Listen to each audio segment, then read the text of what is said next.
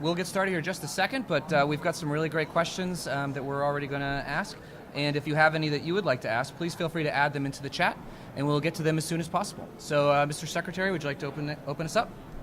Thank you very much, Tim, and thank you to all of you who have joined us on this web chat today with me and Rebecca Wodder here at the Department of the Interior. We're focused here at the department on starting a new chapter with respect to how we take care of our rivers. I want to first of all say thank you to all of you who are listening for all your participation in the America's Great Outdoors listening session. We heard from thousands and thousands of people, hundreds of thousands of comments on what we ought to prioritize for a 21st century conservation agenda. The President had said to us that he wanted to develop a conservation agenda that was worthy of our times. So as we listen to people and took the expertise from people throughout the Department of the Interior, one of the cornerstones of what we're doing with the America's Great Outdoors is a renewed focus on rivers. And so today I'm proud to announce on this web chat that we're moving forward with a new National Water Trails Initiative. As the Secretary of the Interior, I have the responsibility under the National Trails System Act to designate national trails. We've never had a national water trail designation, and so we have issued a secretarial order that will allow us to go ahead and designate national water trails around the country. These are the best of our rivers which have been restored, which have showed great collaboration and best management practices, and which are bringing a lot of people and connecting them to our rivers. The first river that we are designating as a national water trail today is the Chattahoochee River in Georgia. That is a 48-mile stretch of river which now is used by 3.2 million people in a variety of different ways. And it's a wonderful example of what we can do with our rivers when a community embraces them and looks to them for all of the benefits that it brings to conservation as well as to the economics of a local community and the health of a community.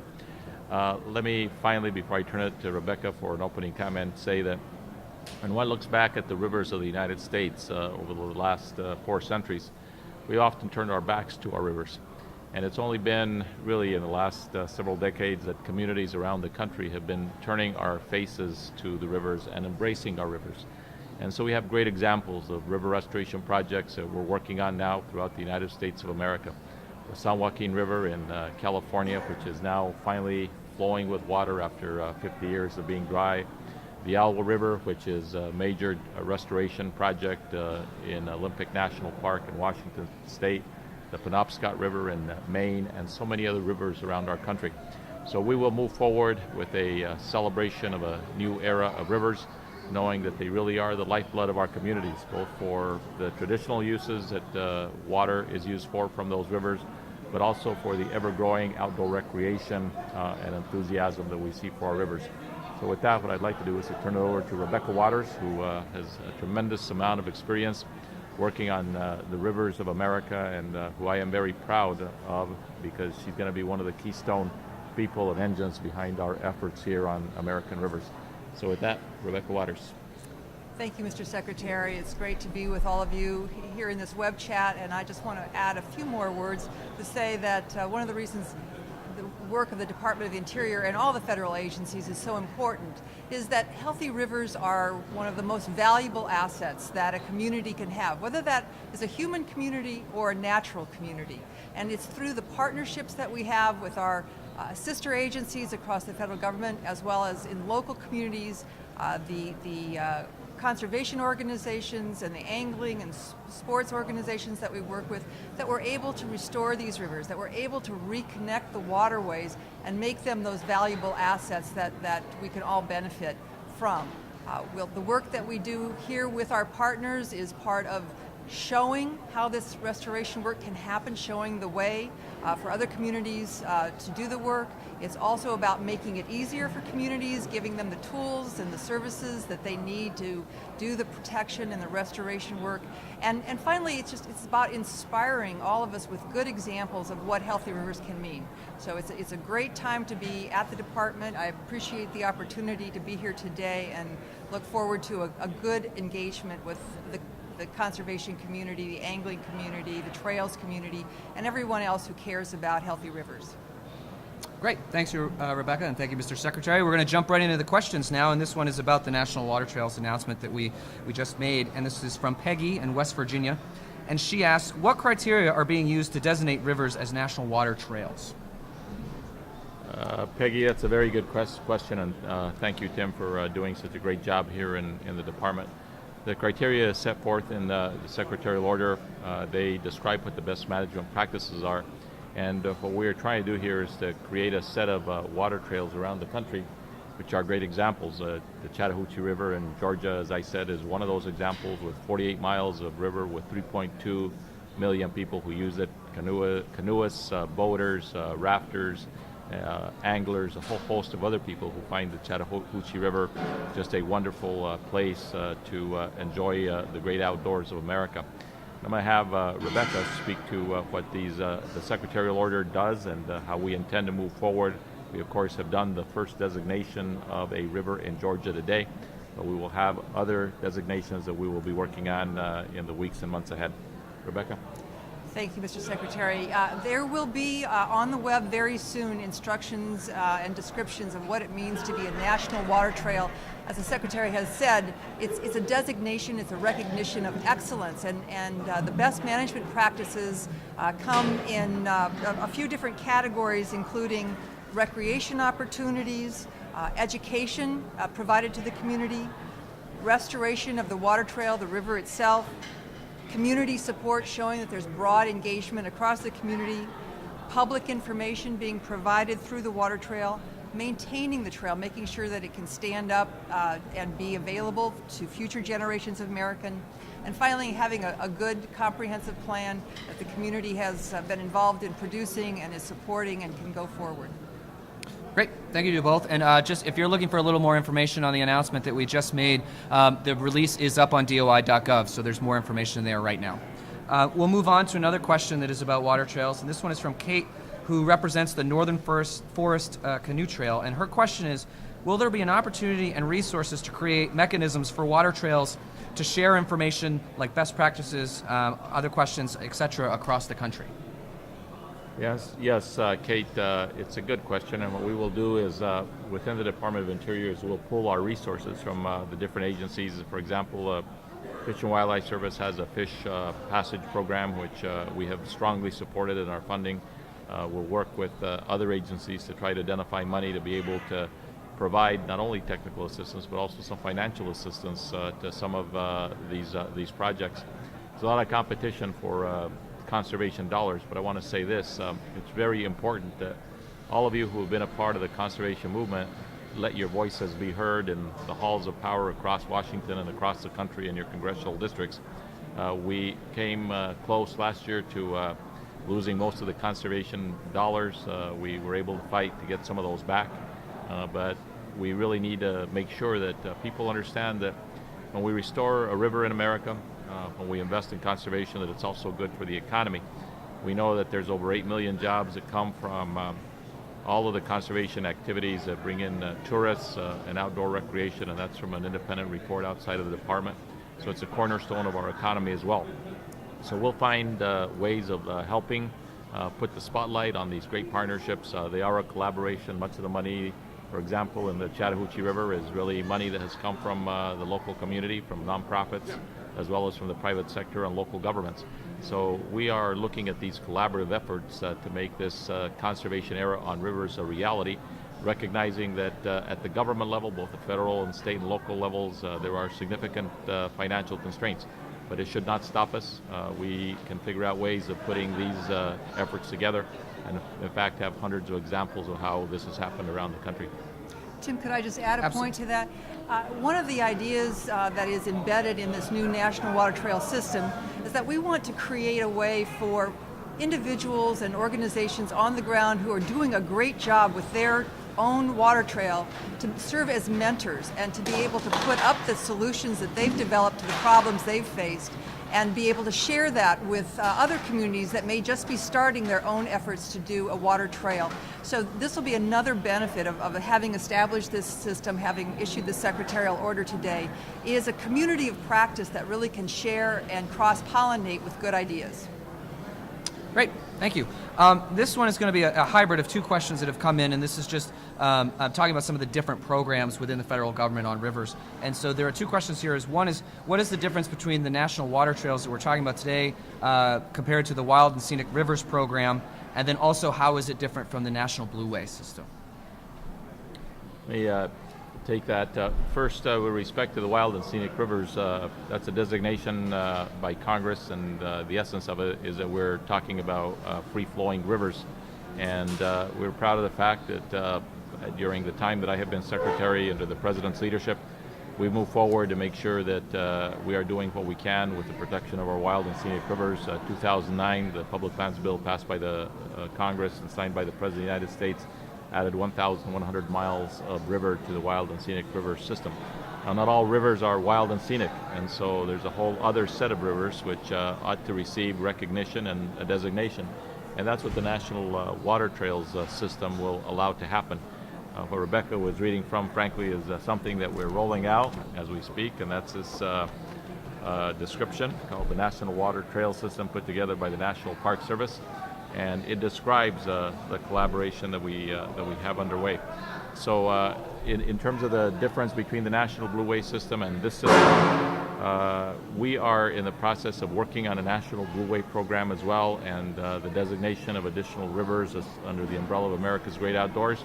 And stay tuned, because there's a lot more to be told on this story, including a conference, the White House here at the Department of Interior with the President and with me and a whole host of other people on this Friday. So we hope to be able to talk some more there with many of our community partners on the future of rivers in America. Rebecca, do you have something to add on both of those points?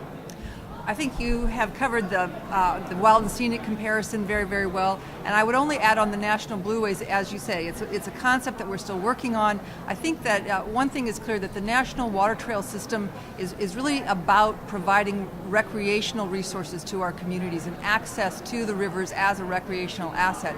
The Blueway concept will encompass that, but it will go on beyond that to provide a sustainable future for our communities. Again, human communities, natural communities that depend on healthy rivers for so many different benefits. Great, thank you to you both. Here's another question on the chat from Lighter Side, and this question is, can you speak to some specific restoration efforts, and are these models for future restoration efforts as regard to rivers are concerned? We can, and we have out of the America's Great Outdoors project priorities, we identified 101 projects around the country which are the best conservation examples where we want to put a highlight on those. They include some land conservation programs like the Dakota grasslands, the Flint Hills of Kansas, and so on. But probably 30% of those projects are projects around river restoration. And I could cite all of them because they're all great projects, but here in the Maryland and Washington, D.C. area, the Anacostia River, we've moved forward in a major river restoration program on the Anacostia, and have frankly made more progress really in the last year, including getting close to completion of some of the tributaries, the Watts Branch, in terms of a river restoration effort which has been led by the Fish and Wildlife Service. And so the Anacostia, which is in the middle of a population of over 5 million people, will essentially become a waterway that we can be very proud of. Just a few years ago, it was very polluted. It still has some significant problems there, but we're going to make the Anacostia a new kind of river that will be very open and very accessible to the public from the several state area around here. Great. Thank you, Mr. Secretary. And for those of you just joining us, we want to thank you again for being with us today. We're taking your questions on America's rivers. And if you haven't asked a question yet, you can still do so on the chat. We're going to be here for a few more minutes, and we're going to get to as many questions as possible. And for those of you, again, just joining us, if you didn't see the beginning, we will have this full chat up on DOI.gov early next week. So with that, we're going to move on to another question, which is actually appropriate for right now because we are actually in the middle of Invasive Species Week here at Interior. And this question is, how will invasive species management fit into this initiative? And they're asking specifically about Asian carp. Well, I think a healthy river or water body is also addressing the issue of invasive species and trying to restore the native vegetation and the native habitat, the native wildlife. It's part of what we are doing across America as we restore rivers. So it will be one of those things that we'll look at as one of the parameters for defining what is a great river under the National Water Trail System. With respect to the Asian carp specifically, the Asian carp is a menace. It's a menace and a potential threat to the Great Lakes. And we are investing huge amounts of money from this department as well as other departments to try to get a handle on the Asian carp. We want to stop its spread from the Mississippi into the Great Lakes. It's a high priority for President Obama, and we are making sure that we're doing everything possible we can to stop the Asian carp from spreading. Great. Thank you, Mr. Secretary. This next question is from Todd, who is the president of River Network. And his question is, the Healthy Watersheds Initiative at USDA, and he mentioned some other projects at USGS and at the EPA, are all sort of dealing with rivers on a variety of different levels. But his question is, how do we work better at coordinating each of these efforts to maximize the impact of federal initiatives, funding, and guidance? Under the America's Great Outdoors program, the President has put together a steering committee that includes the Secretary of Agriculture, Tom Vilsack, the Administrator of EPA, Lisa Jackson. What we're trying to do is to integrate all these programs so that they're not operating in the silos of their particular government agency. And so the kind of collaboration, for example, that we're seeing in the Los Angeles River in California, where you have a huge role by the Environmental Protection Agency, but also by the Army Corps of Engineers, the City of Los Angeles, many stakeholders, the Friends of the Los Angeles River, and we at the Department of Interior are working together to make sure that we are restoring the Los Angeles River with a plan that is being developed and progress is actually being made. So I think the worst thing that we can do, frankly, is to end up having a bunch of siloed efforts through each agency, so everybody ends up tripping over each other, and what we hope for is the opposite of that, and that is that we can harness the collective energies of all the agencies and all the resources to be able to get greater bang for the buck. Great. Thank you, Mr. Secretary. Another question coming in from the chat, and this is from Riverkeeper, and the question is, will competitive grants be available at the local level for organizations to conduct restoration and education programs as part of this Rivers Initiative? You know, we have been looking at the question of fiscal resources, and obviously it is a challenge, but we hope that we are able to identify some money to be able to help with some of these initiatives that fall under the umbrella of the America's Great Outdoors. And I'm going to have Rebecca speak to that for just a little bit. We are looking hard. We're looking across not only all of the programs within the Department of the Interior, but also reaching out to the other agencies. And I think one of the questions that we are asking is, can we leverage our federal dollars along with private dollars and local dollars to get a good result, a better result than any of us could get working alone? So that goes back to the idea that the Secretary was just speaking of in terms of breaking down the silos and having better communication and coordination on our work. So it is an effort that is very important, and it will help us work smarter and get the most out of every dollar that we're able to bring to bear on this work. Great. Thank you to you both. We've just got a couple minutes left, so if you have some burning questions, now will be the time to get them in. We'll probably try to get to two or three more before we'll unfortunately have to wrap up for today. The next one is coming from someone called the Alabama Scenic River Trail, and they are saying, so far I've heard a lot of discussion about restoration. How essential is the restoration component to the National Water Trails recognition? You know, the criteria are set out in the secretarial order, which I signed and which is out on the web. But the restoration efforts are important because at the end of the day, most of our rivers in America have been impacted by the hand of human activity over centuries, and so it's important for us to make sure that we're doing the restoration with fish passageways and public access and other kinds of features that will make these rivers the kind of rivers that we celebrate in Alabama and Georgia and every one of the states around the country. I think what is so important about today and the announcement that we're making is that in the history of this department, most of the focus of what this department has been known for is the Bureau of Reclamation and the water storage facilities which we run that provide water to over 30 million people in the United States. certainly part of our responsibility. But in addition to that, other departments, Fish and Wildlife Service, National Park Service, USGS, and the Bureau of Reclamation itself are involved in river restoration efforts all over the country. The San Joaquin River in California. We just started an effort in New Mexico on the Rio Grande River, where we hope to be able to create a 100-mile stretch of restored river that will bring together multiple jurisdictions, the cities and the counties, and frankly, they have put significant amounts of money into that river restoration project already. We hope to be able and have identified money that we'll put into that project also from the Department of the Interior. So restoration is a key component of what we're looking at. Great. Thank you, Mr. Secretary. We have time for one more question, which is actually a great one to end on, because tomorrow we will be hosting a conservation conference here at the Department of the Interior. It'll be an afternoon conference that will cover a variety of issues around conservation, and you'll be able to watch the whole event live streamed on the same channel at doi.gov/live. So this question is from Jim in Iowa, and he wants to know, how will the Rivers Initiative support and provide for better hunting and fishing, and what infrastructure is built into this initiative to accept and consider public input into the development of this initiative? Okay, let me have Rebecca make a comment to that question, and then I'll go ahead and I'll close it up. Okay. Hunting and fishing, those are both very important benefits that we get from healthy rivers. Despite the fact that riparian areas alongside rivers are only 2% of the landmass, they are home to 75% of the wildlife that depends, and that's not just wildlife in the river, but birds and other forms of wildlife that depend on healthy rivers for their habitat, for raising their young, for everything that they need to live. So healthy rivers are key to hunting and fishing, and certainly public input.